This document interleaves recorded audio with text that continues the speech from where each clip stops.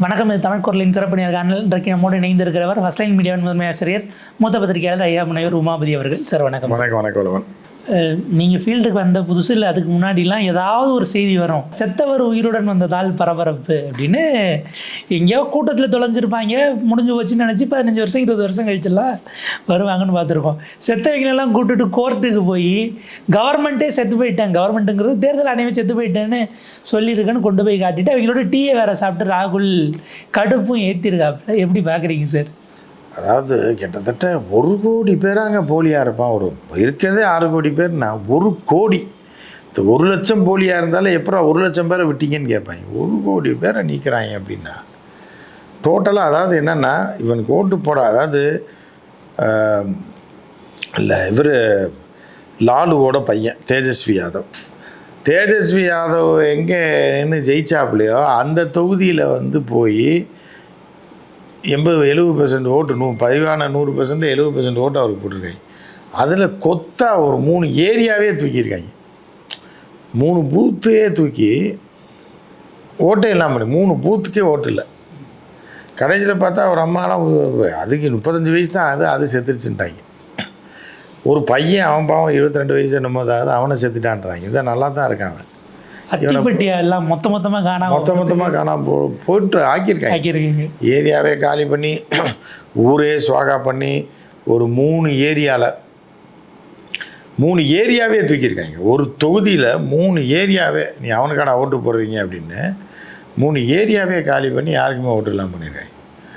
So இப்படிலாம் பண்ணும்போது அவங்களாம் தேடி பிடி, யார் செத்துட்டாங்கன்னு சொல்கிறாங்கன்னா எல்லாத்தையும் தேடி பிடின்னு சொல்லி பிடிச்சி தேடி இப்போ டெய்லி ஒரு 20 பேர் 30 பேர் அனுப்பி விடுங்க அப்படின்னு 200-300 பேர் அனுப்பி விட்ருக்காங்க. அப்புறம் ஒரு 20 பேர் போதும் சாம்பிளுக்கு. ஏன்னா வீடு பத்தாது, ராகுல் வீடு அப்படின்றதுனால வீட்டுக்கு வர வச்சு தோட்டத்தில் வச்சு அவங்களுக்கு இது பண்ணி எல்லாத்தையும் ரெடி பண்ணி அது இறந்தவன் பூராத்தையும் ஒரு குரூப் நீங்கள் டீ சாப்பிட்டு போங்க, செத்துட்டீங்க வாங்க டீ சாப்பிட்டு போங்க அப்படின்னு சொல்லி டீ காஃபி டிஃபன்லாம் கொடுத்து, இன்னொரு குரூப்பு அப்படியே கோர்ட்டுக்கு வந்துருங்க, கேன்டீனில் சாப்பாடு வாங்கி கொடுத்து கூப்பிட்டு வந்துருங்க அப்படின்னு சொல்லி கோர்ட்டில் போய் இவங்க தாங்க செத்து போனவங்க, இவ்வளோ பேர் செத்து போயிட்டாங்க, சாம்பிளுக்கு தான் நீங்கள் ஓகேன்னு சொன்னீங்கன்னா ஒரு 1 லட்சம் பேரை கொண்டு வந்து நீதிமன்றத்தில் நிறுத்துறோன்ற ரேஞ்சுக்கு சொல்லியிருக்கேன்.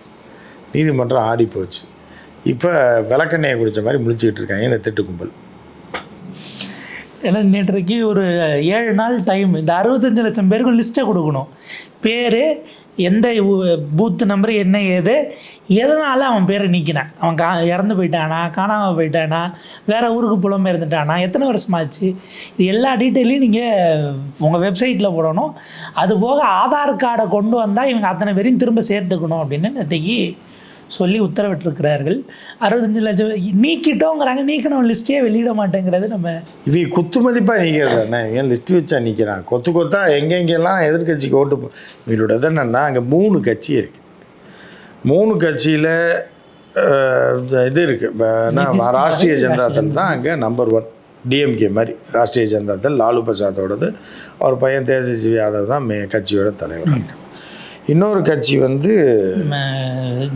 ஜனதாதள்யூ, அது நிதிஷ்குமார் இருக்க கட்சி. இது 2வது கட்சி. 3வதாக இருக்கிற கட்சி தான் இது அப்படின்னு பார்த்தீங்கன்னா பிஜேபி. காங்கிரஸ் இருந்தது 3வதுல இருந்தது, காங்கிரஸ் 4வதுக்கு போயிடுச்சு கடந்த காலத்தில் 3வது. இப்போ மக்கள் எல்லாமே ஆர்ஜேடிக்கு தான் ஓட்டு போடுவாங்க, ராஷ்ட்ரிய ஜனதாதளுக்கு தான் ஓட்டு போடுவாங்க. ஸோ அப்போ அவர்கள் தான் போன முறையும் அதிக இடங்களை வெற்றி பெற்று. 2வது இடம் யாருன்னா பிஜேபி, 2வது இடம் இவர் ஜேடியு, 3வது இடம் தான் பிஜேபி. அப்போ நிதிஷ்குமார் என்கிற நிதிஷ்குமார் என்கிற அந்த டுபாக்கூர் கும்பல் எப்படின்னா, எவனே நம்ம தயவு இல்லாமல் அவன் ஆட்சி அமைக்க முடியாது. அதனால் நான் ஆட்சிக்கு நான் முதலமைச்சராக இருக்கேன், நீ எனக்கு ஆதரவினா ஆதரிச்சிருவாங்க. சரி, நம்ம ஆட்சி தான் நடக்குது, நம்ம முதல்வர் இல்லை அந்த ஆள் வச்சுட்டு போகிறான், நம்ம துணை முதலமைச்சராக இருந்துக்கிட்டு நம்ம வேண்டியதை நம்ம பண்ணிக்கலாம்னு பண்ணிக்குவாங்க. இப்படி பண்ணோன்னு அவங்கள கொஞ்ச நாள் ஏமாற்றிட்டு 1 வருஷத்துக்கு மேலே ஆட்டையை போட்டு தின்னுட்டு பிஜேபிக்காரன் பார்க்குறான், இவன் அங்கே போகிறான், நம்ம இழுத்துடலாம், இந்த ஆளே முதல்வராக இருக்கட்டும், நம்ம வேண்டாம், நம்ம கட்டுப்பாட்டில் வச்சுக்குவோம், இல்லைன்னா தூக்கி உள்ளே வச்சுருவோம்னு சொல்லி நிதிஷ்குமார் என்ன பண்ணுறாங்கன்னா இந்த பக்கம் ஆட்டையை போட்டு தேஜஸ்வியை கழட்டி விட்றாங்க. தேஜஸ்வியை கழட்டி விட்டு என்ன பண்ணுறாங்க, இப்போ ஆட்டை போடுறாங்க. இப்போ எவ்வளோ நாளைக்கு தான் இப்படியே ஓட்டுறது? நம்ம ஜெயிக்க மாட்டோம்னு தெரியும். இதே சீட்டிங்கு. பிஜேபி ஜெயிச்ச 40 சீட் 35 சீட்டை சீட்டிங்கில் ஜெயிச்சது தான். ஸோ எவ்வளோ நாளைக்கு தான் திருடி சாப்பிட்றது? மொத்தமாக கொள்ளையடிச்சிட்டோம்னா முடிஞ்சு போச்சுன்னொன்னே என்ன பண்ணுறாங்கன்னா, அந்த நேரத்தில் எம்பி எலெக்ஷன் வருது. எம்பி எலெக்ஷன் வந்தால் யாரை முடிச்சு கட்டலாம்னு நினைக்கிறாங்களா, அந்த ஆள் தயவு இல்லாமல் ஆட்சி நடத்த முடியாதுன்னு ஒரு இக்கட்டான சூழ்நிலை அங்கே வந்துடுது. கடைசியாக தலகாணியை வச்சு அமுக்கலான்னு போகிற நேரத்தில் பத்திரத்தில் கையெழுத்து வாங்கலையே அப்படின்ற மாதிரியான சூழ்நிலை வந்து, ஐயோ நம்மளை இவன் தலகாணியை வச்சு அமைக்கிறோம் போலன்ட்டு சரி கொஞ்ச நாள் இருக்கட்டும் அப்படின்னு விட்றாங்க. விடும்போது என்ன பண்ணுறாங்க, சரி ஸ்டேட் எலெக்ஷன் வரும்போது உன்னை டோட்டலாக காலி பண்ணிடுவோம், அது வரைக்கும் கொஞ்சம் வெயிட் பண்ணுங்கள், உள்குத்து வேலை பார்த்துடலாம் அப்படின்னா இந்த ஆள் நான் சொன்னால் மேலே வாபஸ் வாங்குறேன்றான். என்னை ஏதாவது பண்ண செத்த அதை. ஸோ இப்போ குத்துனா கத்துவேன் கத்துனா குத்துவேன்றக்காக தான் இவங்க 2 பேருக்கும் மாட்டிக்கிச்சு இப்போ எம்பி எலெக்ஷன்.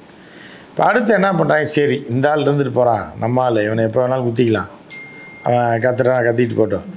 நம்ம வந்து முதல்ல தேஜஸ்வி யாதவ் அந்த இவரை முடிச்சு கட்டிடுவோம், ராஷ்ட்ரிய ஜனதா தளம் முடிச்சு கட்டுவோம் ஆர்ஜேடியை அப்படின்னு சொல்லி என்ன பண்ணுறாங்கன்னா தேர்தல் ஆணையத்தை ஃபோனை போடுறாங்க. என்ன பண்ணலான்னு சரி ஒரு அவங்களுக்கு ஓட்டு போடுற பூத்தில் பூராத்தையும் ஆளை காலி பண்ணி அவனுக்கெல்லாம் ஓட்டு இல்லைன்ட்டானா தோற்றுருவான்லான்னு. வெரி குட், அதை செய்யின்ட்டாங்க. உடனே நேராக இறங்கி ஒரு 60 லட்சம் பேர் 70 லட்சம் பேர் 60 லட்சம் பேர் அங்கே தங்கியிருக்கான் வெளிநாட்டுக்காரன். அப்போ இந்த நாடு என்னங்க ஆகும்? 10ல் 2 மடங்கு பேர் வெளிநாட்டுக்காரன் வந்து தப்பி வந்திருக்காங்க. என்னடா பண்ணீங்க இவ்வளோ நாள்? இந்த 11 வருஷமாக நீங்கள் தானே ஆட்சியில் இருந்தீங்க, ஆட்சிக்கு வந்தானே துரத்தி விட்டுருக்க வேண்டியதானே அவங்கள? அப்போ எப்படி ஜெயிச்ச நீ? இப்போ நாடாளுமன்ற தேர்தலே 40க்கு 42க்கு 30 சீட்டு நீங்கள் உங்கள் கூட்டணி தான் ஜெயிச்சு, நிதிஷ்குமார், சிராக் பஸ்வான், மஞ்சி எல்லாம் ஜெயிச்சிருக்காங்க. அப்படின்னா அப்போ உங்கள் சீட்டிங் தானே, அப்போ எல்லாமே துபாய் பங்களாதேஷ்காரமுறை உனக்கு ஓட்டு போட்டு. ஆமாம் அப்படின்னு தானே கணக்கு. அப்போ நீங்கள் சீட்டிங்க. அப்போ எங்கிட்டு போனாலும் இடிக்குது. அப்போ நீ ஜெயிச்சேன்னா பங்களாதேஷ்காரன் ஓட்டை வாங்கி ஜெயிச்சிருக்கணும். அப்புறம் ஏன் ஜெயிக்கிற ஓட்டு போடுற பங்களாதேஷ்காரனை துரத்தி விட்ற நீ? இன்னொரு கேள்வி. அப்போ நீ எலெக்ஷன் கமிஷனை மட்டும் வச்சு சீட்டிங் பண்ணி ஜெயிச்சிருக்கியா?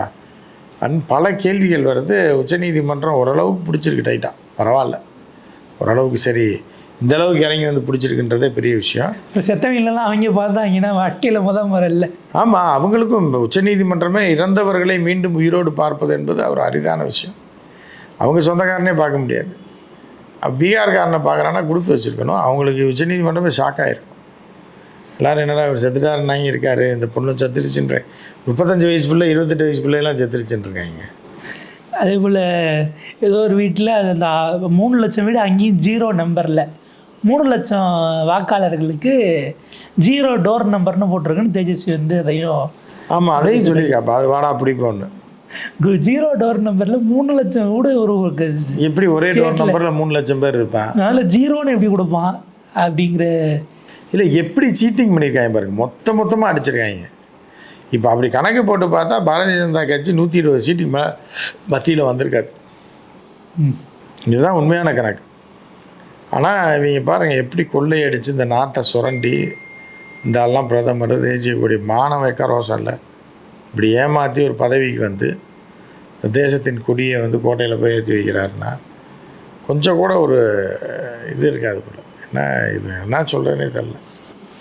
தேர்தல் ஆணையம் எவ்வளோ திரும்ப என்ன சொல்லிச்சுன்னா, நாங்கள் நீக்கின அவங்க பேரை சொல்லணும்னு எங்களுக்கு சட்ட கட்டாயம் இல்லைன்னு போயெல்லாம் கோர்ட்டில் 2 நாளாக உருண்டாங்க. அவங்க நீங்கள் 7 நாளைக்குள்ளே எங்களுக்கு மொத்த லிஸ்ட்டு நீங்கள் பொதுவெளியில் போடணும், அங்கங்கே அந்தந்த கிராமங்கள் அந்த பூத்துகளுக்கு கொண்டு போய் பூத் லெவலில் இருக்க எல்லா கட்சி ஏஜென்ட்டையும் கூப்பிட்டு அவங்க கையில் அந்த லிஸ்ட்டையும் நேரடியாக ஒப்படைக்கணுங்கிறதையும் தெளிவுபடுத்தியிருக்கிறாங்க. அதிலே மாட்டிடுவாங்க.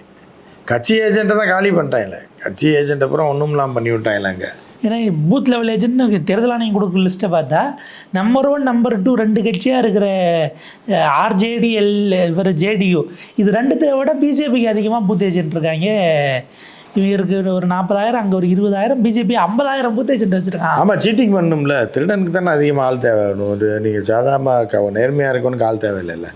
ஸோ அந்த கணக்கு தான் இவர்கள் வந்து என்ன பண்ணியிருக்காங்கன்னா, இப்போ ஒட்டுமொத்தமாக ஆட்டையை போட்டாங்க. இப்போ நீதிமன்றம் உள்ளே போகுன்னு தடுக்க சொல்லுது. இந்த நேரம் கவாய் வந்து மாட்டிக்கிட்டார், கவட்டையில் மாட்டின மாதிரி மாட்டிட்டாங்க. மாட்டினா இப்போ என்ன பண்ணுறதுன்னு தெரில. இப்போ நீதிமன்றம் சிம்பிளாக சொல்லிடுச்சுல, சரி அப்படியா, சரி ரைட்டு, நாங்கள் ஒன்றும் சொல்லலை, நீ பொது வெளியில் போட்டோன்னா திருப்பி ராகுல் அதை பூராத்தை அவுட்புட் எடுத்துகிட்டு வருவோம். இந்த பாருங்கள் பொது வெளியில் போட்டிருக்காங்க, இந்த உயிரோடு இருக்கான், இந்த வேலை கை கால் நல்லா தான் இருக்குது, இவனெல்லாம் தூக்கிட்டாங்கும் போது எலெக்ஷன் கமிஷனர் ரிசைன் பண்ணிவிட்டு ஓடணும், இல்லை மறந்து குடிச்சு ஆகணும். இந்த நிலைமை கொண்டு வந்து விட்டாய். இதில் ஒன்று சார், இந்த போன எலெக்ஷனை நடத்தின எலெக்ஷன் கமிஷனர் ரிட்டையர் ஆகி போனார். அவர் எங்கே இருக்கார் என்ன ஏதுன்னு சத்தம் இல்லாமல் ஒன்று வச்சுருக்காங்க. இல்லை, அவர் வெளியே வர மாட்டார். அவர் வந்தால் உயிருக்கு ஆபத்துன்றாங்க. கேட்டால் அவர் பாதுகாப்பு பாதுகாப்பில் இருக்காருன்னு எங்கேயும் அடைச்சி போட்டு இப்போ எஸ்பிஜி பாதுகாப்பு போட்டிருப்பாங்க. அவர் உயிருக்கு இதாக இருக்குது. கேட்டால் காங்கிரஸ்காரன் கொண்டுருவான்னு கூட சொல்லுவாங்க. சொல்லி ஏதாவது ஒரு வீட்டில் அடைச்சி போட்டு இப்போ அவனும் பேட்டி எடுக்க முடியாது. இவங்க இப்போ பாதுகாப்பு போடுறதே எதுக்குன்னா யாரும் போய் பேட்டி எடுத்துடக்கூடாதுன்றக்காக. அவர் ஏதாவது கடைசி நேரத்தில் மனசு மாதிரி எதையாவது வயசான காலத்தில் நம்ம உண்மை பக்கம் போயிடுவோன்னு ஏதாவது சொல்லிட்டாருன்னு வைங்களேன். என்னை சொன்னாங்க செஞ்சேன் அப்படின்ற மாதிரி அப்ரூவராக மாறிட்டாருன்னு வைங்க, ரொம்ப டேஞ்சராக போயிடும். அதனால் அவரை ஒழிச்சு வச்சுருப்பாங்க. ஒரு குடும்பத்துலலாம் அப்பாவுக்கு வயசு 32, பையனுக்கு வயசு 60, ரெண்டாவது வயசு 70 எல்லாம் போட்டு வச்சு தான் இவங்க வந்து இதில் மாதிரி ஒரு கோமாளி. இதில் கேரளாவில் தான் ஒரு ஷார்ட் ஃபிலிம்னா 1 நிமிஷத்தில் தயாரிச்சிருக்காங்க. பீகாரில் எலெக்ஷன் வருது அப்படின்னு சொல்லி ஒரு ஷார்ட் ஃபிலிம். அந்த ஷார்ட் ஃபிலிமில் பார்த்தா ஒருத்தர் வீட்டிலேருந்து அந்த குடிசை ஓட்டு வீட்டிலேருந்து வெளில எட்டி பார்க்குறாரு. நாங்கள்லாம் எங்கள் குடும்பத்தோட ஓட்டு போட போகிறோம் அப்படின்னு சொல்லி அப்படின்னு ஒரு ஆள் மட்டும் எட்டி பார்ப்பார். பார்த்தா ஒரு 200 பேர் வருவான் வீட்டுக்குள்ளேருந்து. திருன்னு ரோட்டில் போவாங்க எது ஓட்டு போடுறதுக்கு. அப்போ அவர்கிட்ட கேட்பான், எப்படியா அப்படின்னா, எப்படியா இத்தனை பிள்ளைங்களை பார்த்தீங்கன்னா, எங்களுக்கு அப்பா ஜாஸ்தி, எங்களுக்கெல்லாம் 10 அப்பா 100 அப்பா இருந்தாங்கன்னா இப்படி தான் அப்படின்னு எவ்வளோ கேவலப்படுத்து அசிங்கப்படுத்தி விட்டாங்க மலையாளத்துக்காரங்க. போட்டு ஒரு ஷார்ட் ஃபிலிம் 1 நிமிஷத்துக்கு தயாரித்து பூரா வைரலாக இப்போ நார்த் இந்தியாவில் ஓடிட்டுருக்கு ஏஐயில். அது இப்போ கரெக்டாக ஏஐ வேறு லான்ச் பண்ணியிருக்காங்க அமெரிக்காவிலேருந்து. அந்த SOV3 அதை ஒன்று புதுசாக வந்துருக்கு. போட்டு சமையல் போட்டு அதில் போட்டு எடுத்து உடனே போட்டாங்க 40 செகண்டுக்கு. எங்களுக்கு அப்பா நிறையா அப்பா இருக்காங்க எனக்கெல்லாம், அதனால் எங்கள் குடும்பத்தில் நிறையா பிள்ளைங்க இருக்குன்னு. எவ்வளோ அசிங்கம் பண்ணது முழுக்க அப்படின்ற மாதிரி. மகன் 2 பேரா, ஒரு வீட்டில் 2 மகனா, 100 அப்பாவா, இப்படி தானே இருக்குது. ஸோ அந்த மாதிரி போட்டு வச்சு செஞ்சுருக்காங்க. இவங்களுக்கு மானவைக்க ரோஷன்றது இருந்தால் தானே. அதெல்லாம் அவங்களுக்கு கிடையாது. அவங்களுக்கு வந்து ஆட்டையை திருடனுக்கு எதுக்கு மானவைக்க ரோஷம்? திருடன் அவ்வளோதான், தெரிஞ்சு தான் பண்ணுறான். இப்போ போலீஸ் பிடிச்சிடும், அவமானமாச்சே, சொந்தக்காரன் தெரிஞ்சு போயிருமே, பக்கத்து வீட்டுக்காரன் தெரிஞ்சுப்பேன், நம்ம வந்து இப்போ தாலியை எடுத்துகிட்டு இப்படி போனோம்னா எப்படின்றது அதெல்லாம் யோசிச்சானா அவன் திருடனாகவே மாற முடியாதுல்ல. எதை பற்றியும் கவலைப்படாதான் தான் திருடனாக இருக்க முடியும், கொள்ளைக்காரனாக இருக்க முடியும். அந்த வகையில் போய்ட்டுருக்கேன். ஒரு நிறைய கேள்வி சார். பாஜகவினுடைய முன்னாள் அமைச்சர் இப்போது MP அனுராக் தாக்கூர் தேர்தலில் இப்படி தான் நடந்திருக்குன்னு இவங்க சொல்கிறாங்க, ஆனால் இவங்க தான் பண்ணியிருக்காங்க, அதனால தான் ராகுல் காந்தி, பிரியங்கா காந்தி, ஸ்டாலின்லாம் 40-40 ஜெயிச்சிருக்காரு, இவங்கெல்லாம் பதவியை ராஜினாமா பண்ணணும், இவங்க எப்படி ஜெயிச்சாங்கன்னு முதல்ல கண்டுபிடிக்கணும் அப்படின்னு. அதுக்கு தான் வந்து அவங்க இது திட்டமிட்டு பண்ணது தானே. இப்போ கடைசியில் இது கோடி மீடியா தெரியாதனமா போய் ஃபேக்ட் செக் பண்ணுவோம்னு போய் ராகுல் காந்தி தொகுதிக்கு போய் அங்கே எதெல்லாம் ஜீரோன்றதுன்னு தேடி கண்டுபிடிச்சிக்கிட்டு இருக்காங்க.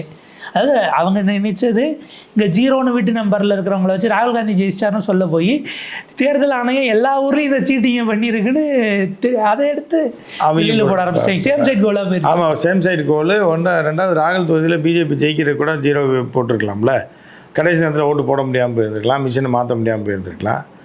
ஸோ அந்த திட்டுக்கும்பல் எல்லா ஊர்லேயும் பீகார் தொடங்கி காஷ்மீர், கன்னியாகுமரி தொடங்கி காஷ்மீர் வரைக்கும் இதை தான் பண்ணியிருக்கேன். அதாவது இவங்க போனவங்க நினச்சது, இவங்க ஃபேக்ட் செக் ஃபீல்டு செக்குன்னு போனவங்க நினச்சது அந்த ஒரு தொகுதியில் தான் பண்ணியிருப்பாங்க போல இருக்குன்னு நினச்சி போயிருக்காங்க. நாங்கள் இதைத்தலடா ஊர் பூரா பண்ணியிருக்கோம், உங்கள் ஊரில் தலடா கல்லாவட்டே போகும். அது டி ராஜேந்தர் படத்தில் காதலை அங்கே சம்மந்தம் இல்லாத காதலியை காப்பாற்றுறதுக்கு இவர் உயிரை தியாகம். அவன் வந்து கூட அந்த ஃப்ரெண்டு தங்கச்சி ஏதாவது காதலுக்காக நம்ம உயிரை கொடுத்துட்டோன்னா கூட பரவாயில்ல, அர்த்தம் இருக்கும். எவனோ இப்போ 3வது தெருக்கார பையனும் 7வது தெருக்கார பொண்ணும் காதலிக்கிறதுக்கு இவர் உள்ளே பூந்துடுவார், கத்தியை வச்சு வயிற்றில் குத்திடுவாங்க. அப்போ நாய் பராண்டா மாதிரி பராண்டி செத்து போயிடுவார். ஸோ இப்போ இந்த மாதிரி என்ன ஆகுதுன்னா, இப்போ ஜியை காப்பாற்றுன்னு போய் RSS காலியாக போகுது 100 வருஷத்தில். 100வது ஆண்டோட RSSம் கதை முடிய போகுது. RSS முடிவு விட்டுன்னா ஆட்டோமேட்டிக்காக ஜியை முடிஞ்சிடுவார். இப்போ இந்த மாதிரி தான் உயிரிழை வரை உஷா படத்தோட கிளைமேக்ஸ் மாதிரி தான் ஆகும்போது இது இப்போ ஜியும் RSSம் கடைசி வரைக்கும் இது பண்ணி அவங்க கூட்டு ஓடிடுவான். அவன் அந்த படத்தில் கிளைமேக்ஸில் நமக்காக சாகுறார் ஒருத்தர், நாய் மாதிரி செத்து பராண்டி எப்படி செத்துட்டு இருப்பார். அதை அவனை கொண்டு போய் ஆஸ்பத்திரியில் சேர்க்கலான்னு பார்க்க மாட்டாங்க, அழுதுகிட்டே போயிடுவாங்க. அவனை விட்டுட்டு சாகட்டும்னு சொல்லி அவளை கூப்பிட்டு போயிடுவான். அதுக்குள்ளே பிடிச்சிட்டாங்கன்னா என்ன இந்த மாதிரி தான் வந்து இருக்கு. என்ன சார் சுகுணாப்பானாவோட அந்த கிளைமேக்ஸோட மேட்சர் மாதிரி இருக்கு. ஆமா. அது விஷம்னே, விஷம் குடிச்சா அப்படித்தாண்டே இருக்கு. விஷத்தை எதுக்குடா கொடுத்தீங்க?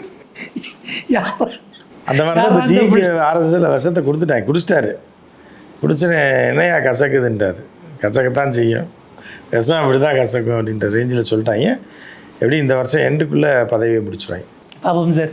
தீபாவளி பரிசு யார் ஜி கொடுக்குறாரா இல்லை இந்திய மக்கள் தீபாவளி ஆர்எஸ்எஸ் தீபாவளி பரிசு ஜி கொடுக்குறானா இல்லை ஜி மக்கள் கொடுக்குறாரான்றது தீபாவளி வரைக்கும் வெயிட் பண்ணி பார்த்துருவோம். ஒரு விரிவான ஒரு இடையில நேரத்துக்கு மிக்க நன்றி சார்.